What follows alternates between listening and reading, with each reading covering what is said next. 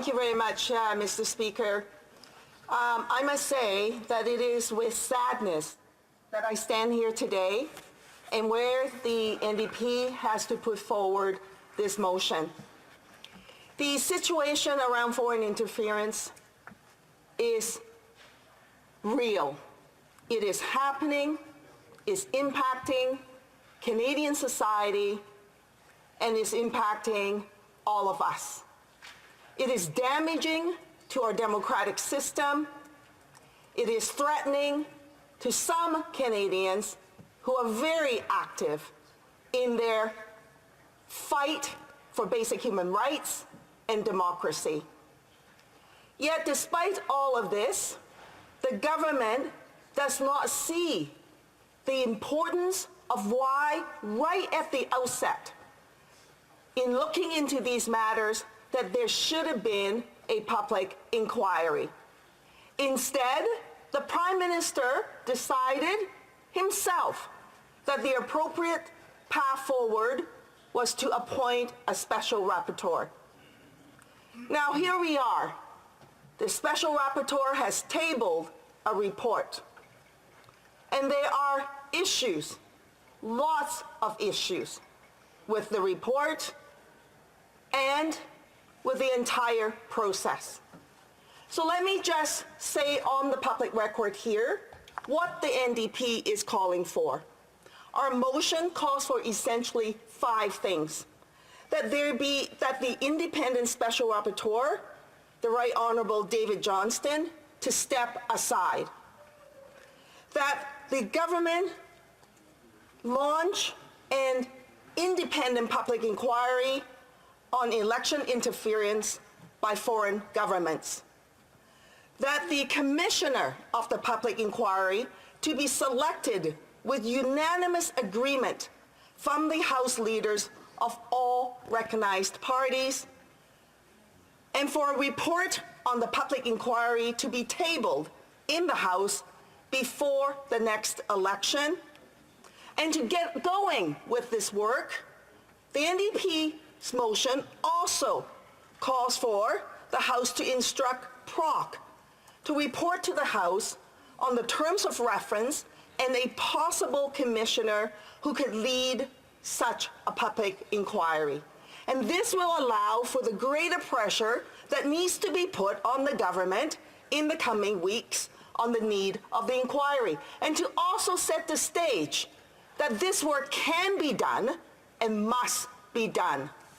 Mr. Speaker, in the last couple of weeks, I have come to learn through a briefing with CSIS. In fact, last Friday, I had a classified briefing with CSIS.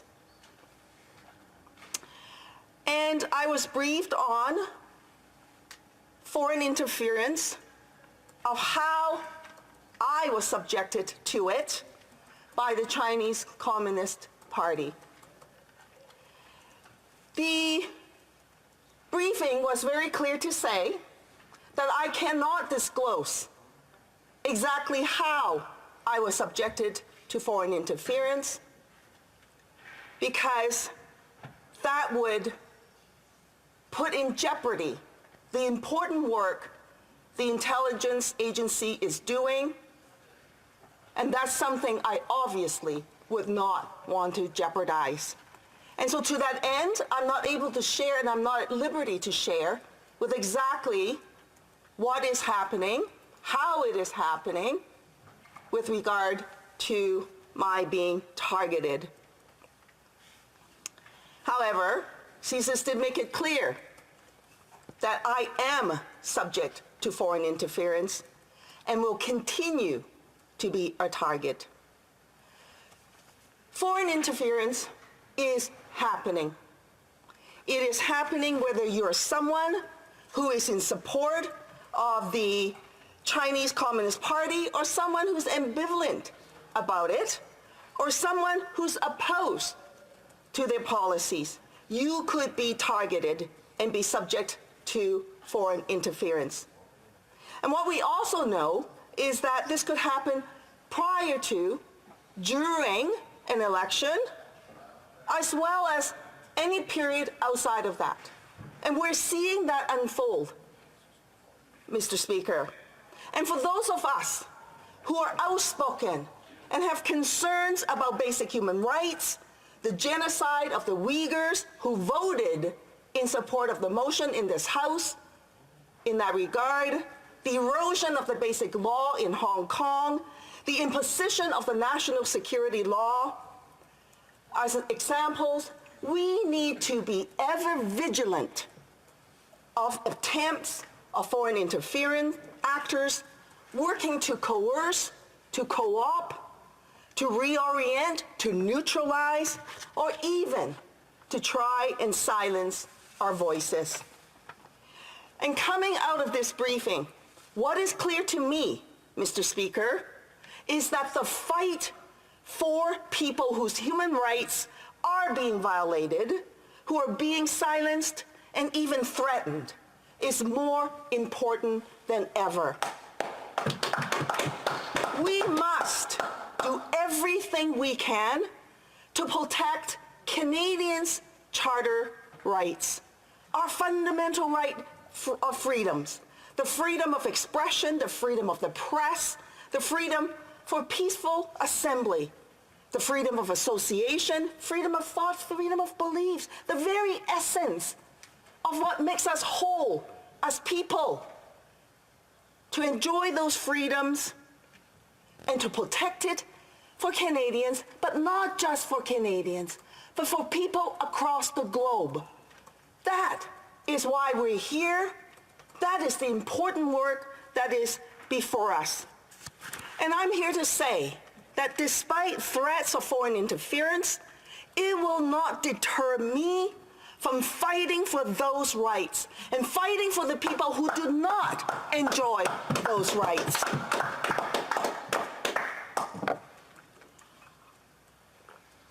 It is more important than ever that Canada, that the Canadian government, do everything we can to protect our democracy and our cherished fundamental freedoms for all Canadians and across the globe.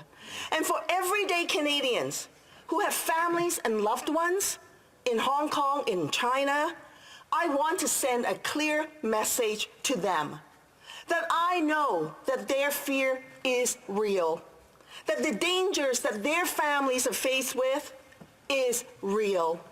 And for that reason, I am saying very clearly that I recommit myself to stand with you and to fight with you and to demand action from this government to protect you. Canadians deserve answers. They deserve accountability, and yes, they deserve protection. Not just members of Parliament, people like me, who's privileged in this place, but for everyday Canadians as well, because they too are faced with foreign interference. Mr. Speaker, the work that has been taken so far is inadequate. Right at the outset, the Prime Minister made a misstep. But it is not too late. He could make a correction and do what is right to rebuild that confidence for Canadians around this process. Now, Mr. Johnston, in his report, and I read the report cover to cover several times, because I did not want to misunderstand or miss the points that have been made. Now, he made a number of recommendations. One of the key recommendations is that he would not recommend a public inquiry. He states that that would have been the easy thing for him to have done. Yeah. Well, Mr. Speaker, with all due respect, I disagree. I actually think that for Mr. Johnston to say that there needs to be a public inquiry, that there should be one, would have been the hard thing for him to do. Why do I say that? Because he would be saying point blank to the Prime Minister that the process that the Prime Minister had chosen is categorically wrong, that it was the wrong process and he should not have embarked on that.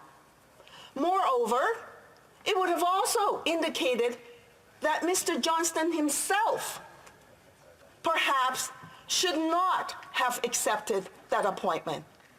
That, I understand, is a hard thing to do, to call out the Prime Minister.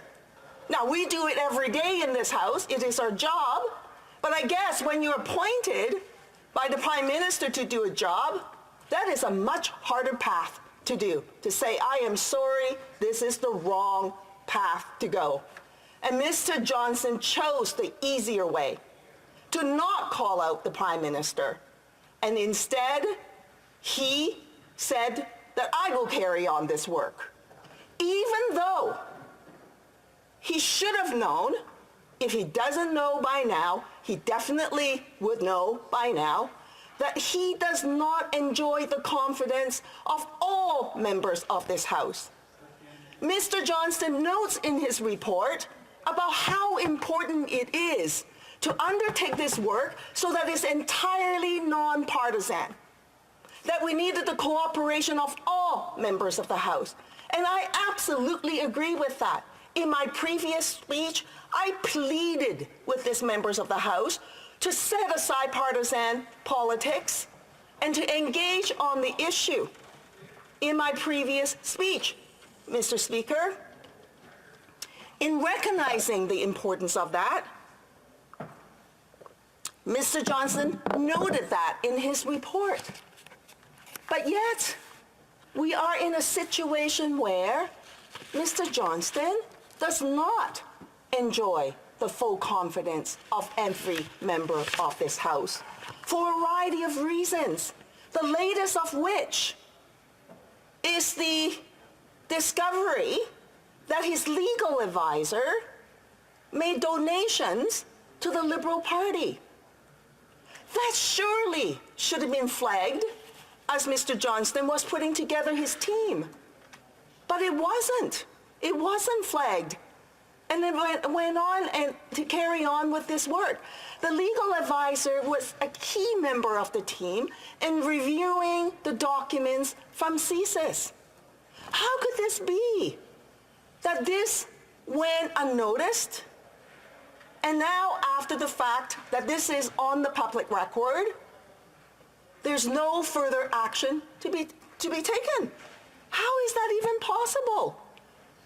On the basic principle of the appearance of conflict alone would suffice to say, look, I understand. I made an error, and therefore, I now will step away. That didn't happen.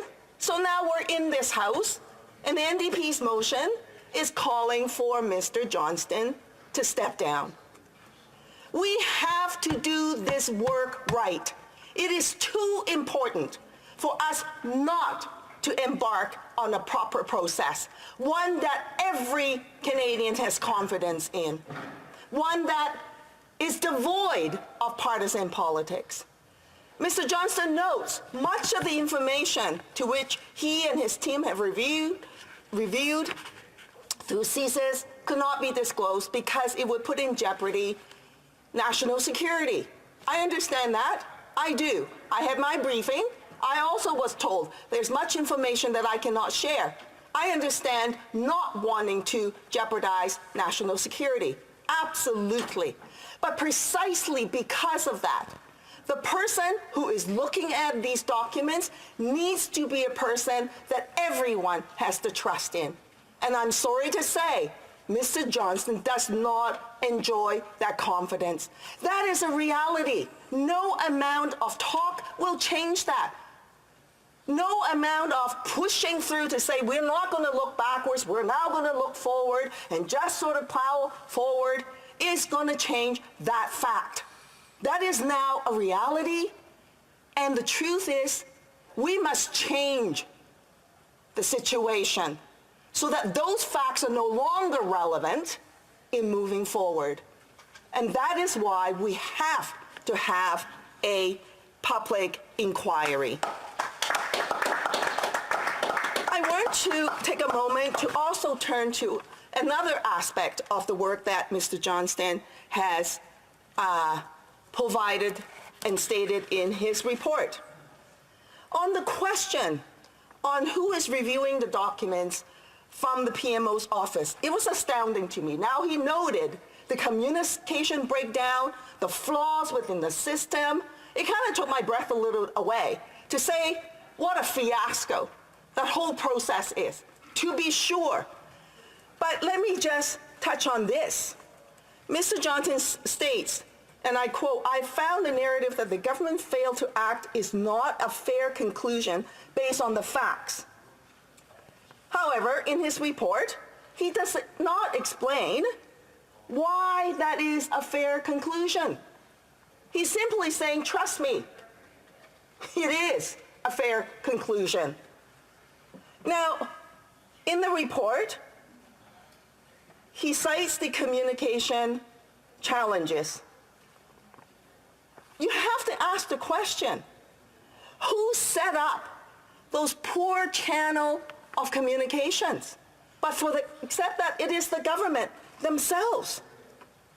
The report Mr. Johnston cites, and I quote, "If staffers are away, they may not see the binder that day." Now he's referring to the binder from CSIS, the intelligence binder. And he's saying that the people reviewing this critical, serious information is a staffer. Now, I don't know, he doesn't define exactly what is a staffer, but in this universe, when we talk about staffers, they're political appointments. That ministers appoint ministerial staff as staffers. The PMO appoints staffer, political appointments that he makes in his office. So that is how we generally understand the term staffer. You have to ask the question, why on earth would a staffer be reviewing top secret documents from CSIS? Under what universe is that normal?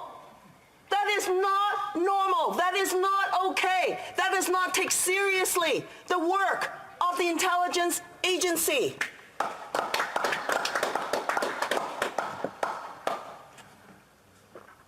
So to say that the government somehow, is blotching up on the whole communications process, I argue is more than that. Right at the outset, in undertaking this work, there is no seriousness to this work. That the goal, when you put a staffer on the table, at the table like this, their goal is to look for political damage. That is the goal of why they're there. But that should not be the reason why the serious documents from CSIS on intelligence be taken. It should not be looked at from the point of view of how to address political damage.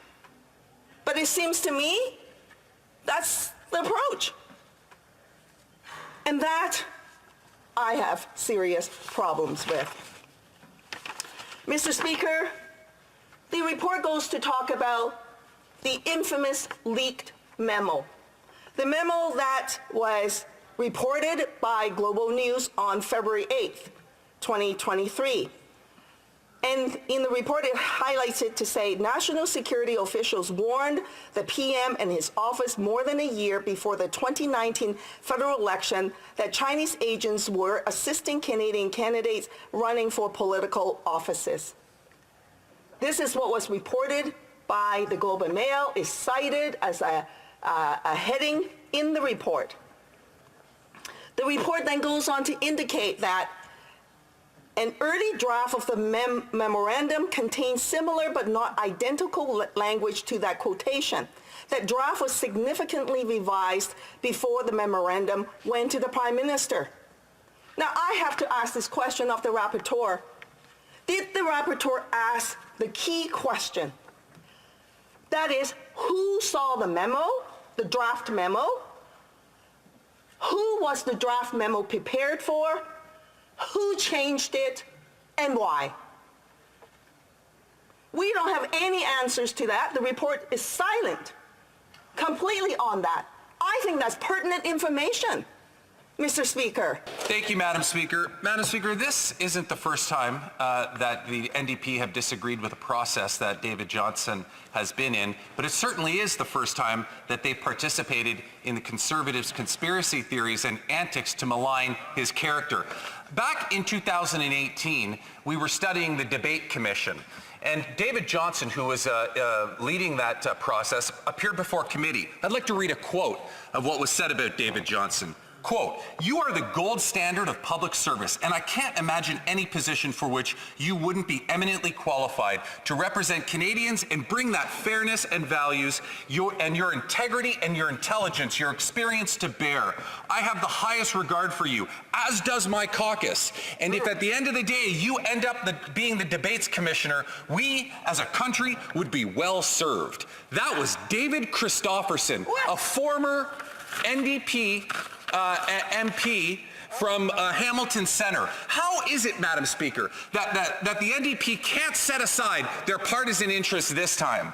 Honourable member for Vancouver East. What nonsense. It's not partisan politics. This is the report that was tabled by Mr. Johnston, and I am raising issues with the report. Let me just go on and raise another issue with the report on the issue around the nomination for the member from Don Valley North. Mr. Johnston notes that there irregularities were observed and that the member from Don Valley North's nomination in the 2019 election, and that there is well-grounded suspicion that the irregularities were tied to the PRC consulate in Toronto, with whom the member maintains relationships. Now, Mr. Johnston noted there were irregularities and that there were well-grounded suspicion. The Prime Minister was briefed on this, and then the Prime Minister concluded that there should be no action taken. And Mr. Johnston knows then to say, oh, that's reasonable. How? How on earth is that reasonable when there is irregularity? Thank you, Madam Speaker. And I really want to say thanks to the NDP for finally standing up like an opposition party and acting like an opposition party in the House. So, bravo. I guess I would ask them, though, this question, because I know it's been our party that stood against this rapporteur, special rapporteur, all along. And it's been this party, the Conservative Party, that's really been the only party that's trying to bring this government down because of its corruption and many other issues. So what I want to ask, Madam Speaker, directly to the NDP, how far does this new opposition go? Will they stand with Conservatives and bring this corrupt Liberal government down? Thank you very much, Madam Speaker. I know that the Conservatives are blinded by partisanship. But the issue here is this. They seem to continually forget that it was the NDP, by the way, who first moved the motion to call for a public inquiry at committee and in this House. And here we are again calling for Mr. Johnston to step down for a public inquiry and for PROC to undertake this work. We are taking the issue seriously, not blinded by partisanship, but on the importance of the issue, on why this needs to be done. Don't just look at me as a person who's been impacted by foreign interference and other members in this House, but also the Canadian public and how they are being impacted, and why this work is so important, and why this motion is before us. And I call on the Conservatives to support this motion. Questions and comments? I'd like to congratulate the NDP on this opposition motion. It's true what my colleague said, that there was a motion to call a public inquiry, and the Bloc had questions along those lines as well. So I certainly agree with the consensus among opposition parties that there should be a public inquiry. It's very serious what's going on right now, and it's undermining public confidence in our democracy. The consequences are huge. So I agree with my colleague, who herself was a target of Chinese interference. My question is, given how major this scandal is, will the NDP continue to bite its tongue and support this Liberal government, or will the NDP agree to contribute to holding this government to account with a confidence vote because I think this is important enough. It's serious enough for a confidence vote. The honourable member. Madam Speaker, I just want to say very clearly, at no point did the NDP bit their tongue with regards to this issue. The NDP, every single step of the way, demanded accountability, put the government and call on the government to do what is right. And that is exactly what we've done. You don't take my word for it. Check the Hansard. Go check Prague and see what the NDP did. The member representing us, our House Leader at that time, moved the motion to call for a public inquiry. Who was filibustering and not doing the important work? Oh, that would be the Conservatives. It was the NDP who took this seriously right from the get-go and continued to demand accountability, and we will continue to do that work. We will not be silenced. I will not be silenced by foreign interference, nor would I be silenced by the government. Questions and comments. The honourable member for New Westminster Burnaby. Thank you very much, Madam Speaker. I'd like to thank my colleague for Vancouver East for the passion and the intelligence and wisdom that she brings to this House with this motion. And I wanted to ask her very simply. She's spoken very eloquently about the impact of foreign interference on Canadians of Chinese origin, of Iranian origin, of Indian origin. The impacts of this foreign interference has ramifications right across the country. I wanted to ask her quite simply this. If the Liberal government continues to refuse to hold a public inquiry, though I think that resistance is starting to diminish, what message does that send to Canadians of diverse origins that are concerned about the impacts of foreign governments trying to impact on our democratic system? The honourable member for Vancouver East. Thank you very much, Madam Speaker. I should note also that I've been sanctioned by Russia. I am on their sanctions list. So this is, I guess, the second round to which I'm experiencing this. So on the question, if the Prime Minister does not announce that he will proceed with a public inquiry, then he is sending a clear message that he is not taking this issue seriously, that he's sending a clear message that he does not care whether or not confidence is being eroded by the Canadian public around what the government is doing to ensure foreign interference is addressed properly in this House.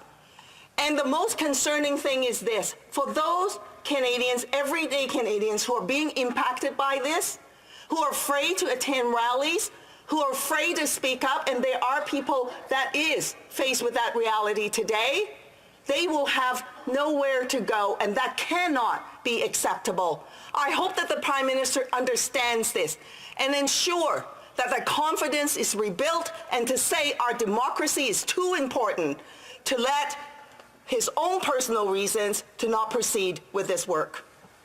For a brief question, the Honourable Parliamentary Secretary, the Government House Leader. Yes, Madam Speaker, very briefly, David Christopherson talked about David Johnston as the individual who had incredible credentials. And then the Prime Minister appoints him, taking the issue seriously, appoints David Johnston as the individual special rapporteur, and agreed that if the report came back saying a public inquiry, that the Prime Minister would call a public inquiry. David Johnston looked at all the facts, got the security clearances, looked at all the facts, and made some conclusions. It didn't meet what the opposition party wanted to be able to see. The question is, does the NDP still have personal confidence in David Johnston? The honourable member for Vancouver East, a brief answer. The last I checked, David Christopherson is not the person doing this work in this House. Okay? I'll say that on the record. The other thing is this: I wonder if the government members have read the report. Because the issues here is not about personality. The issue here is the work that has been done, and the report indicates a number of areas to which there are problems and concerns with the conclusion. I haven't even had a chance to go through the entire all the areas to which I have concerns with. I've highlighted a couple, Madam Speaker, and The reality remains this. Mr. David Johnston does not enjoy the confidence of every member of this House.